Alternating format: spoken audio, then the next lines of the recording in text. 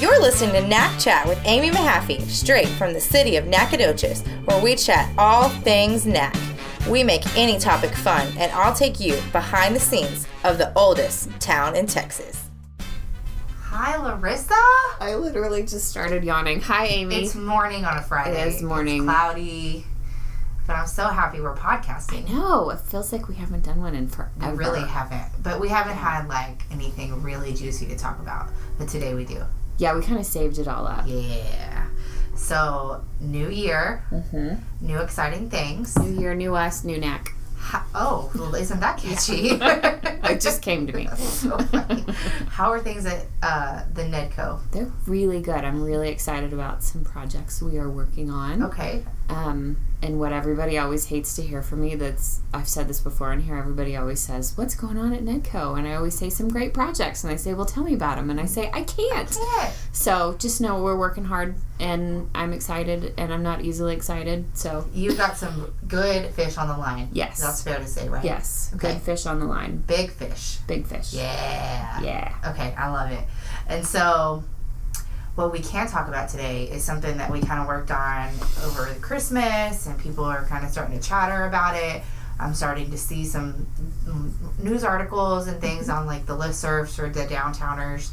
And so what that is opportunity zones. Yes. So tell me, I'm going to probably ask really silly questions, and I heard a little bit about this at the NEDCO meeting last week, but I didn't, I need a remedial course in opportunity zones. Sure. I know it's cool. It sounds fun. Cool. They have a website. It's fancy. It's pretty. Yeah. So can you start at the beginning and pretend like you're explaining this to my 2-year-old daughter? Yes. Okay. Because that's where I had to start. Okay.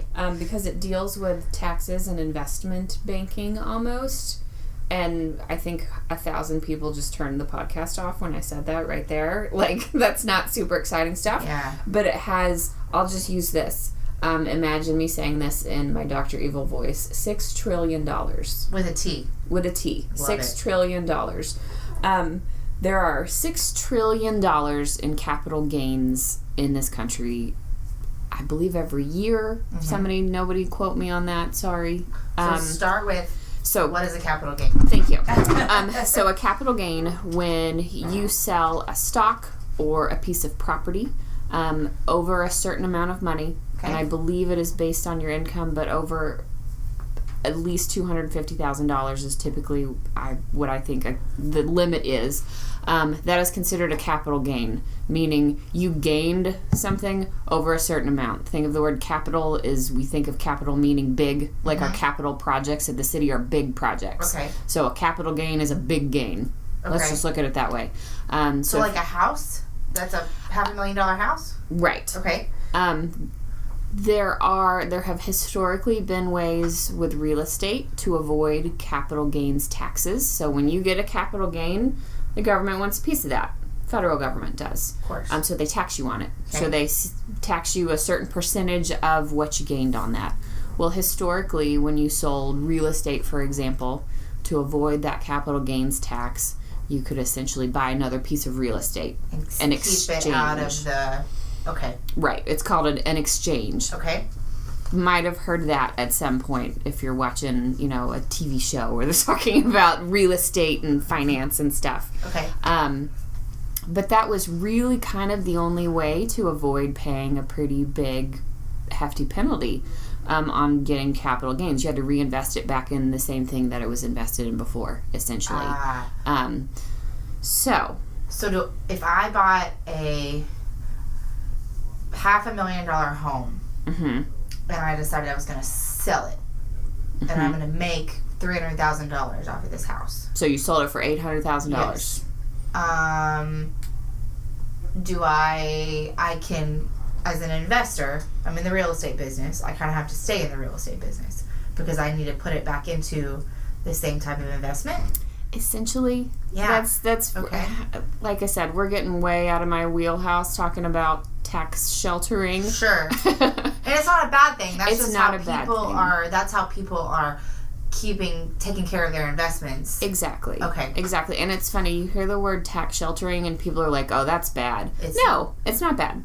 It sounds bad. You put money back into the market. It's, yes. In some way, shape, or form. And we all tax shelter. We tax shelter when we report our charitable giving Absolutely. on our taxes. We're trying to lower our taxable liability. Okay. And that's what tax sheltering is. It's not a bad thing. It's not a legal thing. It's totally legal. Right. And it's expected. The government accounts for it. You know, they expect us all to shelter a certain amount of tax. So it's a good thing. Because it allows us to do what? Build more wealth with our money. Right. Okay. So people do this with homes, with businesses, with whatever their investment looks like. Stocks.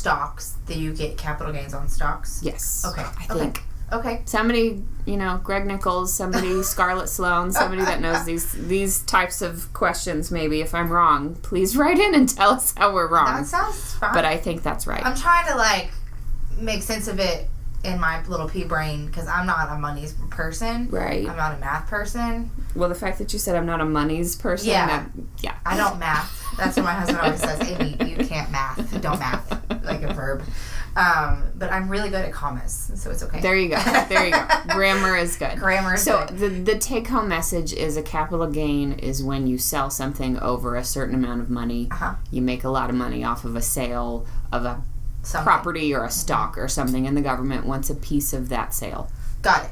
Okay. So you take capital gains, and traditionally you had to reinvest it into a similar type of investment. Right. Okay. Now go on about opportunity zones. So we'll try to land the plane. Yes, we'll land it in a minute. So with the tax bill that was passed in 2017, which is another just fascinating topic, I'm sure another 500 people just stopped listening. There was some actually really interesting legislation in the tax bill. It created this opportunity zone program. Okay. And I think it was called Opportunity to Invest or Investing in Opportunity, something like that. Which the whole goal of the program is to take all of the to take some of the activity that we've seen in venture capital, which I'll explain that term in just a second, from the East Coast and the West Coast, and bring it to places like Nacogdoches. Okay. So let's talk about what venture capital is. Okay. Venture capital is, everybody's heard the word startup. And you hear it real commonly associated with Silicon Valley. Yeah. Lyft was a startup. Right. Uber was a startup. Apple technically was a startup. Steve Wozniak's garage. Yeah, in the 80s. And those startups are funded by what's called venture capital, which means I have this cool idea. It's a little crazy. I find some wealthy people who think my idea is a really good one, and they write me a check to invest in my business.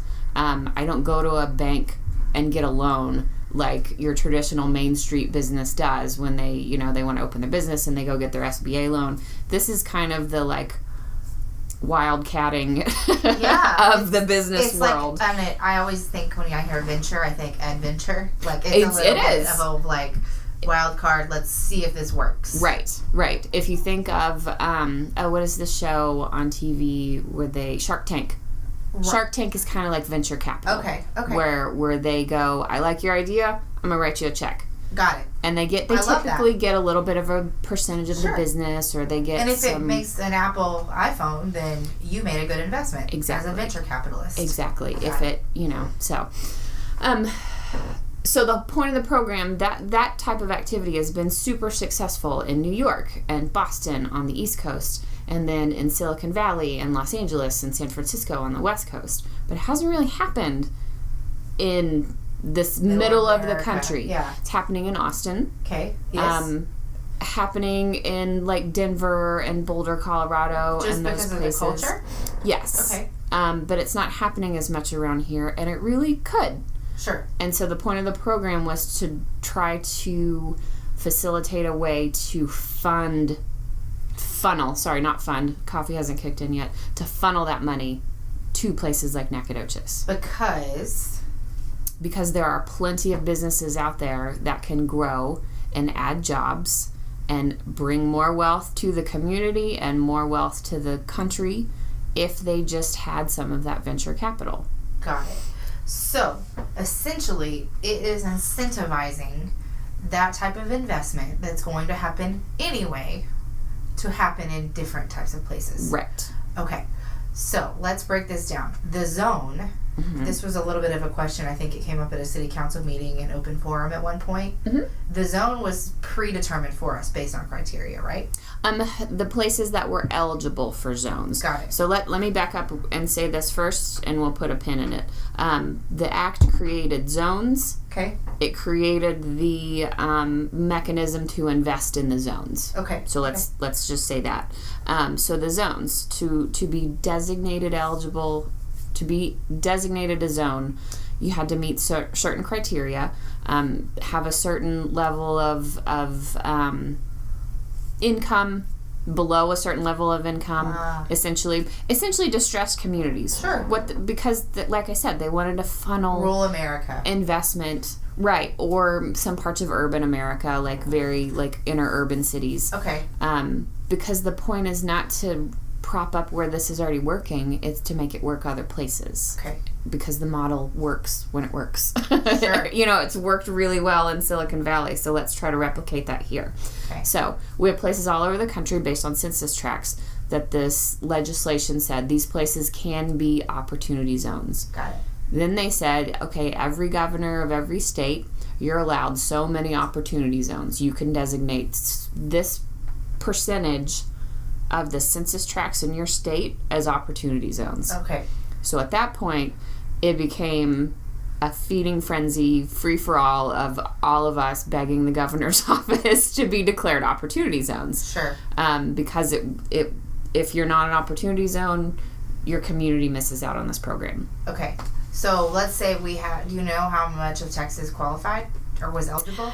I don't. So for an example's sake, it could have been 30% of the census tracts, and he designated 10. So there was a contest almost about who was going to get awarded that. Right. Okay. He designated as many tracts, the governor, Abbott, designated as many census tracts as he was allowed to. Got it. So, but if you look at a map online, it's not many. Yeah. When you look at the big state of Texas. Sure. So it's one more thing that sets a community apart. Absolutely. We're all trying to make ourselves look a little different. Okay. And this is just one additional thing that makes us look a little different and may make somebody pick us over another place that's not an opportunity zone. Okay. I have more questions. Okay, so Go I ahead. can feed you one. Please. So the governor designates us. Thank you so much, Governor Abbott. Thank you so much, Travis Clardy. Thank you so much, Senator Nichols, because it was kind of a joint effort for us to all make the ask and explain why we thought we were great. And because you could be designated an opportunity zone, but if you have a census tract that's just a big vacant field and there's not a highway nearby and there's no utilities and there's no workforce, then it's pointless. Right. Okay. And so we had to show, we've got SFA, we've got great schools, we've got, great utilities, we've got great land, we've got great businesses. We're ready to go if you give us the opportunity. And more to come because of I-69. Exactly. Okay. Exactly. So we made that case, and we're very appreciative to all of our elected officials that flew the flag for us. Absolutely. And made it happen. So now we are eligible. We are designated as an opportunity zone. Yay. So let's talk about how people invest in those. Okay. So you've got your capital gains. You're trying to shelter them, which we talked about is not a bad thing. Right. It's an okay thing. Everybody knows it's okay. You invest your money in what's called an opportunity fund, Okay. which, if you think about a mutual fund that buys stocks, it's a similar concept. This opportunity fund invests in businesses and properties in opportunity zones. So they take a business here in Nacogdoches, or they take a piece of property here in Nacogdoches, and they build a new business on it. Or they take an existing business in Nacogdoches and they, kind of like Shark Tank, invest money into it in exchange for a partial ownership in the company. Or they buy stock that is associated with a business in an opportunity zone. Got it. So that we're getting that extra capital that's not necessarily a traditional bank loan. It's that, you see what I'm saying? Because businesses may not... It's not slicing up the same piece of the pie. Exactly. We've made another pie. Exactly. Yeah. Okay. Exactly. And our goal in economic development is always to bring outside dollars in. Right. We want other people's money coming into Nacogdoches. And we talk about, for example, retail. Mm-hmm. You and I, we're girls. We have so much money every month to spend on makeup and clothes. Right. So if we have a Sephora and an Ulta across the street from one another, we're only going to spend that amount of money. We might buy half at Sephora and half at Ulta, same product, but we're splitting it up. Right. Our money's splitting. Right. It happens with clothes. It happens with sporting goods. It happens with all of these goods that we only have so much. Right. This is saying, actually, we have that much, and now you get a bonus check. Right. Okay. Right. Okay. And if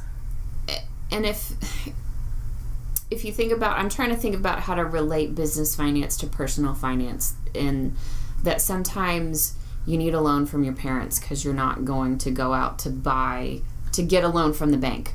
Sure. Does that make sense? There are certain situations where, and it maybe doesn't have to do with your credit, it just has to do with timing. Right. It has to do with how much you can put down, what your down payment can be. So let's say my husband and I wanted to buy a rental property to generate some income, but we needed some seed money to do it. This would be like a loan from mom and dad, get that seed money.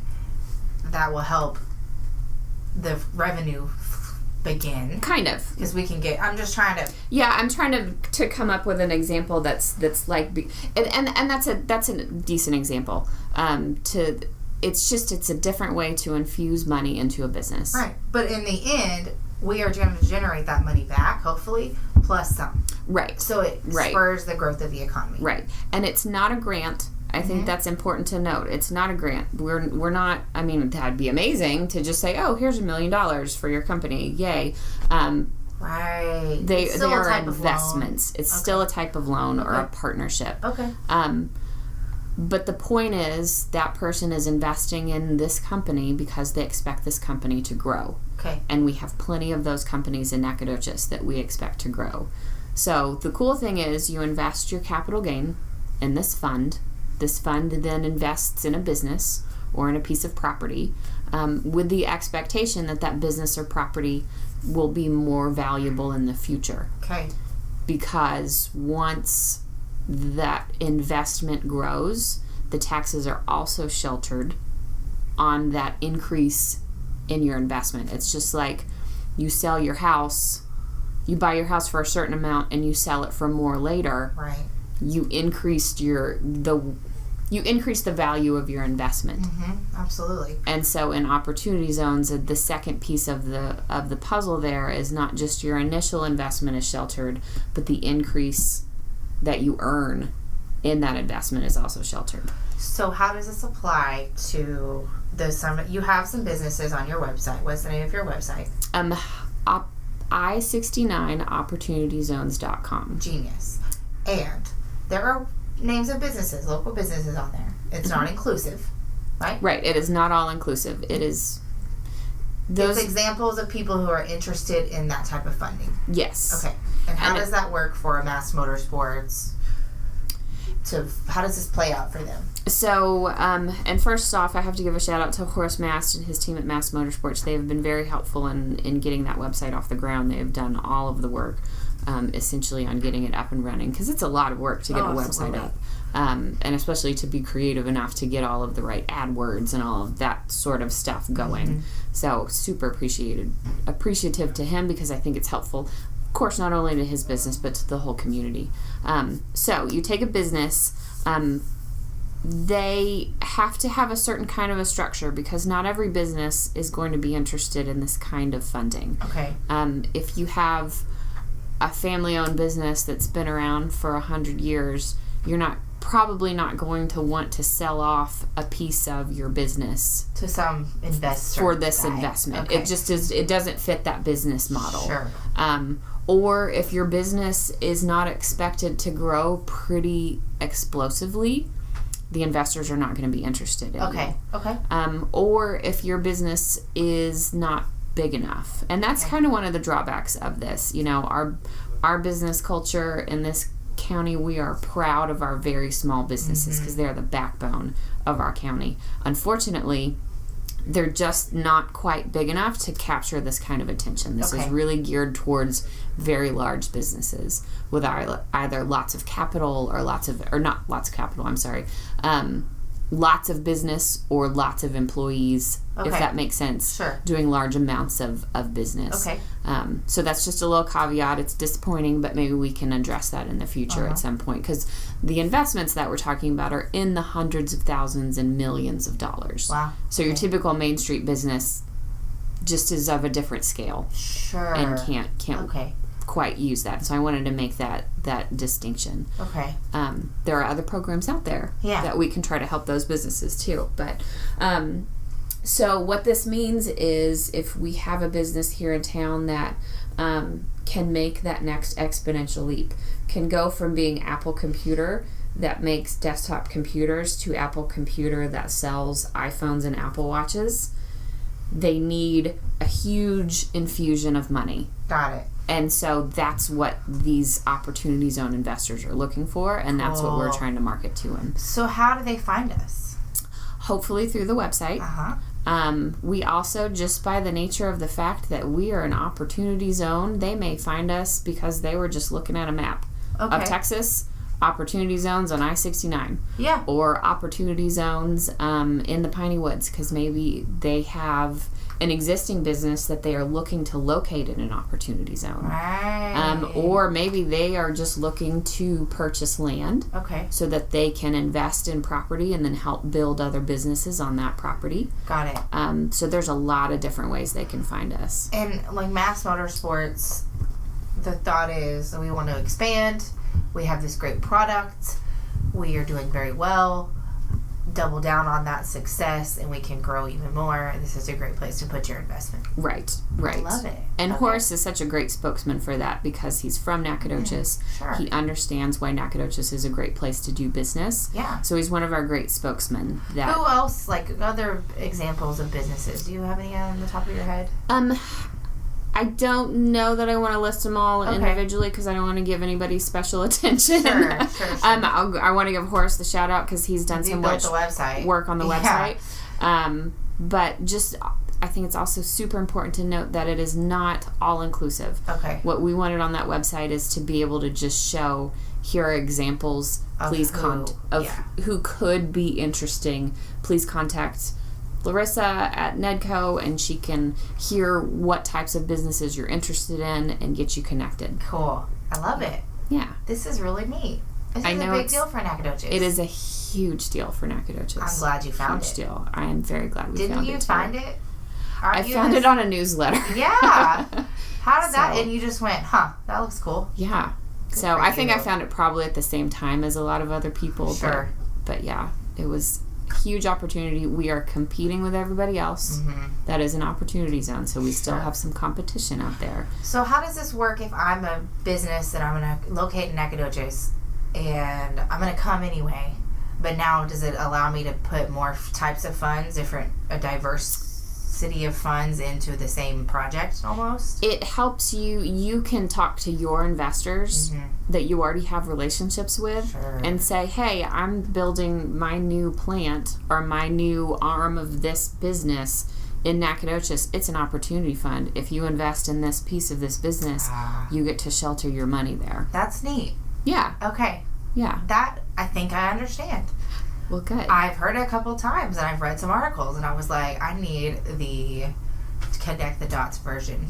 And I'm sure I said something wrong at some point about investment banking. So somebody tell us we're wrong. Nobody accused me of being an investment banker. That's for sure. But we are designated. We are open for business. We are open for investment.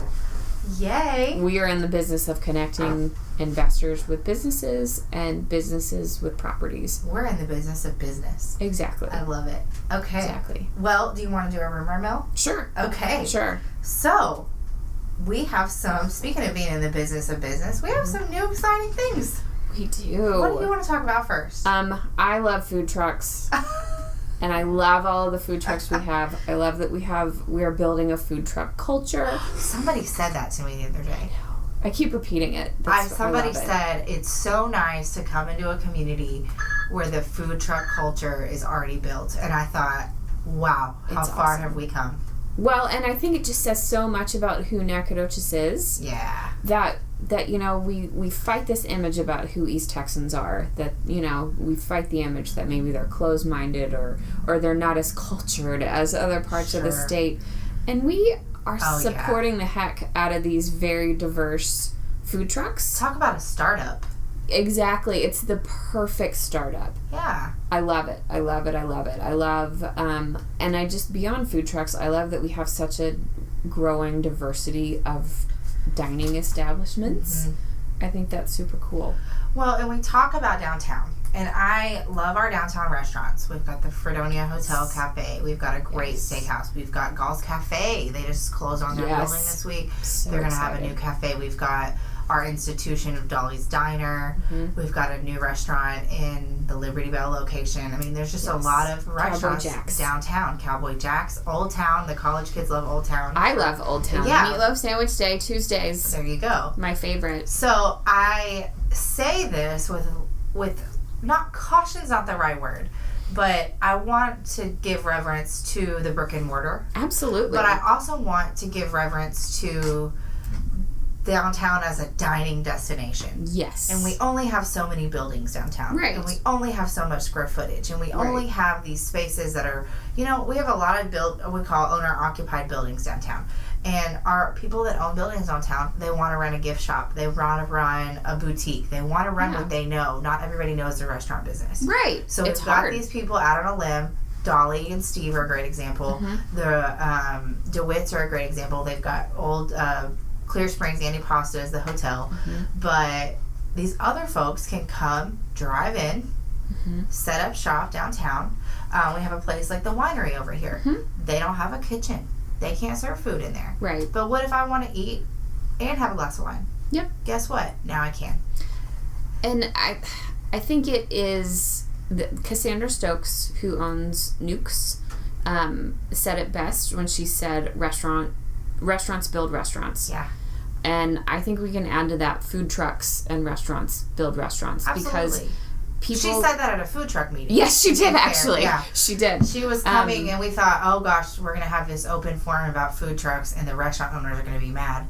And she came and said, no. Super supportive. This is great. I think it's and I totally believe it, too, that when you build a culture of supporting our local restaurants, it's supporting our local restaurants. Sorry, that was real repetitive, but it just makes sense that we are keeping people here instead of driving to Tyler or Lufkin or Longview to go out to eat. Right. Because we have these interesting, good places to eat here. Texas Monthly even said Brendan's barbecue is top notch. That's amazing. So Texas Monthly. I know. The barbecue connoisseurs of the world. They literally have an issue devoted to barbecue. All about barbecue. So yesterday I ate Brendan's smoked chocolate cake, which is insanely good. I have never eaten anything like it in my life, and it is so good. I'm going to get some today. Oh, it's ridiculous. That sounds delicious. And it was invented by Brendan. See? Or actually, I think, to give him credit, he did say it was one of the guys that works for him, but it was invented by Brendan's staff. So these guys, we've got a new food truck in town, Say Cheese.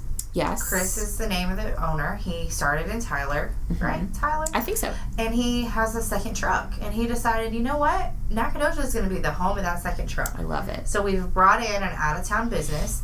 They want to be in Nacogdoches because we've supported this food truck culture. Right. And guess what he's doing this morning? Interviewing people to have new jobs. I love it. I love it. Jobs come in all shapes and sizes. So that's cool because he needs more help because the line last week at that truck was crazy long, and he went, I need help. Right. So that's a great problem. Exactly. I love it. I love, and like I said before, I love the diversity of food that we're getting. We've got Shali's Indian food truck, and she's an amazing lady. She really is. I love her. I talked to her yesterday. She's great. And that is home cooking. Like, when I first talked to her when she was first wanting to open, she said, my friends just tell me I'm a really good cook, and so I want to try this and see if I can cook for other people. And I mean, isn't that what you want every restaurant to be? Absolutely. To feel like you're eating at a friend's house. Right. And then we have, which is my favorite name of any restaurant in town, the Super Yummy Mongolian. Yeah. What is it? Super Young? It's Super not Yummy. Is it buffet? It's not a buffet. Yeah. Super Yummy Mongolian. Yeah. Something. Okay. It's not a food truck. No. But it's a brand new restaurant. It's amazing. And guess what? It's super yummy. Yes. Super yummy. It's built right into the name. Yeah, exactly. Good advertising. And then we have Barkeeps. Yes. Which is all sorts of cool Asian fusion stuff. Yeah. But then they have really good hot wings and... like bar food, too. Yeah. Bar keeps. Yeah, it's good. Yeah. We've been quite a few times.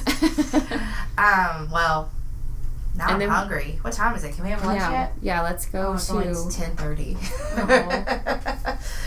Well, I appreciate all you do for Thank you. building businesses in Nacogdoches. Thank you. I think that you have a really great resource in your office that comes to Nacogdoches on Tuesdays, correct? Yes. Tell us a little bit about that before we sign off. Yes. Larry Kane with the Small Business Development Center. He comes to Nacogdoches and works out of our office. He is based out of Lefkin, but he actually, I think, has more Nacogdoches clients than he does anybody else. Go Nacogdoches Small Businesses. Yeah. And he will help you write a business plan. He writes business plan for businesses that have 200 employees or that have one. He doesn't care how big your business is. Okay.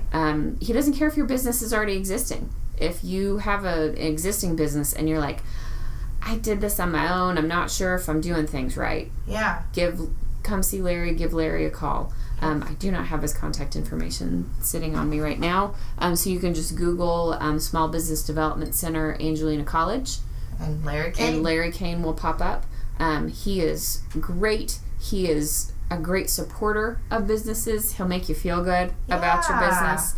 And he knows what he's doing. And this is even, I have an idea and I want to do this in 10 years, right? Yep, absolutely. Okay. And these are the steps that I need to take to get there. Absolutely. So any stage of life that your idea is in on a napkin or you've been in business 15 years, you can come to him and he's a great resource. Yep, and he's helped people sell businesses. Great. Okay. He can't market it for you, but he can say, let's talk through the steps that you need to take to sell your business, and let's talk to the person that's buying your business. To make that transition work. Okay.